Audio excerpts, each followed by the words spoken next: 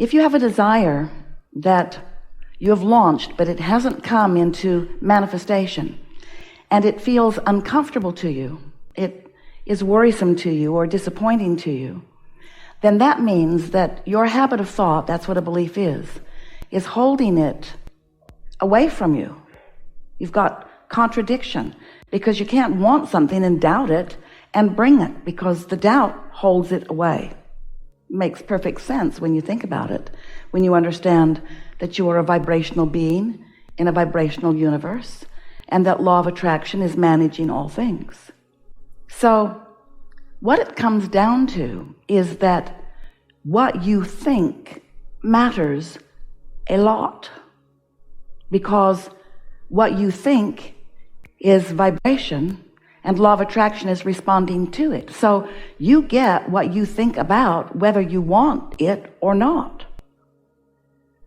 Many people are confused because they think that they're talking about what they want because they're using words about their desire. But when you're using words about your desire at the same time that you're feeling uncomfortable, then you're actually offering a vibration in opposition to your desire. Your desire has to feel good to you, and that, in the simplest of terms, is what your work is as a deliberate creator. Life helps you sort out what your desires are, and then you must find a way to make peace with your desire. You must give yourself enough self-talk that you believe what you are desiring. And that's interesting, since you live in a world where manifestations abound, and you are enamored, and we don't blame you. We understand why you would be excited about, interested in the things that have been manifested. So you offer most of your vibration based upon what you are observing. But if you are observing right now the absence of something that you want, then that observation is causing you to offer continuing vibration that is actually resistance to the desire that is in the process of coming, but you're holding it up by your awareness that it hasn't come yet. Isn't that interesting? So how are you going to get around that? How are you going to not notice what isn't there? How you got to not notice what is there that you don't want to be there? We recommend head in the sand. We recommend caring more about how you feel than anything else. What we are really calling it, and you've been hearing this term probably all of your life, but not in the accurate, vibrational-based, law-based, universal-based way that we mean it. You want to be unconditional in your creating. Unconditional meaning the condition hasn't occurred yet, and if I'm noticing that the condition hasn't occurred yet, then in my conditional approach to it, I'm offering a vibration about the condition that hasn't occurred yet, and so I'm keeping the conditions that I do want to occur from occurring because I'm focused upon the condition that hasn't occurred yet. Doesn't that make perfect sense to you? So you gotta not do that, okay? Don't focus on the condition that hasn't occurred yet, or the condition that has occurred that you didn't want to occur. Don't focus on those conditions. Don't make the manifestation such a big hairy deal right now. Don't focus on the outcome. Focus upon the unconditioned, which is what we are wanting to call today the emotional. So let's say that you've decided that you could use an extra $10 million. Oh, you'll get that easily, but we're talking about right away. We're talking about regularly, monthly. We're talking about a lot of financial remuneration coming your way. So let's say you've decided that you want that. And let's say that you spend a little time thinking about it, like all of your life so far, and you really do want that. You want that. If we were to say to you, do you have desire? You would say, oh boy, do I ever. I have this powerful desire. So you've got that desire in place. But we don't want to hurt your feelings. And since we are teachers of deliberate creation, this may not go down well with you, but it's probably not going to happen today.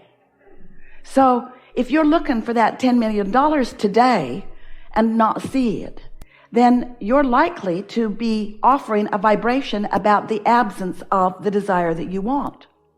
But you could, if you were willing to be unconditional in your creation, you could find a feeling of prosperity. You could find a feeling of well-being. You could acknowledge what having abundance feels like. You could remember moments of feeling prosperous, or you could remember having seen something that made you feel that way. And you could accomplish right now, in 1 minute or 2 minutes or 5 minutes, you could accomplish in this day the unconditioned, the vibration that matches the unconditioned of that abundance.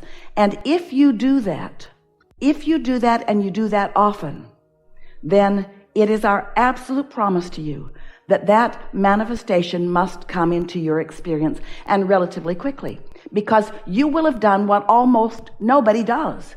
You will have held the vibration of your desire and no longer contradicted it by facing reality. You see how that works?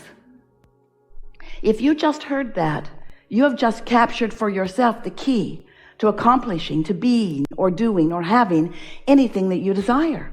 But you've got to get your eyes off of what isn't happening, because law of attraction is bringing you whatever is active in your vibration.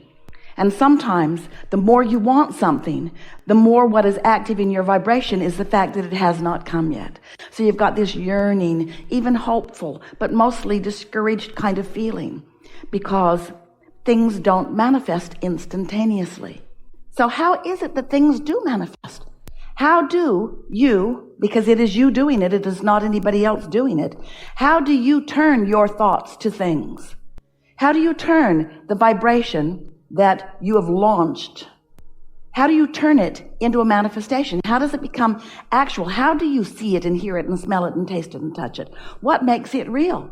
Most people never even think about that. They just look around the world at the things that are already real, this what they consider to be finite pile of whatever good stuff they want, and then they just squabble over it. But you are creators. You have come to create your own pile, not to try to find someone else's and get them to give it to you. They don't want to do that. So if you can think just a little bit, we know it's an odd thing to consider, but how do vibrations turn into reality? How does the manifestation occur? Jerry was going to, and we are now with him, writing a book called Turning Thoughts to Things, because it is all about, you've launched the vibration. You've been listening to us for a while? So the creative process is what? Step one is ask. And ask comes out of the contrast that you're living. So you ask and launch these rockets of desires. Step two is source answers that rocket of desire, becomes the vibrational equivalent of it, is the vibrational equivalent of it, offers a vibration of it, stands as the accomplishment, the achievement, the fulfillment of what you've asked for. Your inner being stands there as the fulfillment of all of the desires, all of the composite desires, all of the amended desires that you have launched in a vibrational reality. If you've been listening to us for a while, you may have read the book, The Vortex. That's what that is. That vibrational reality. We wanted you to feel the synergy of it. We wanted you to feel the calling power of it. We wanted you to realize that this vortex, this spinning vortex, is calling to its center all things that you've asked for.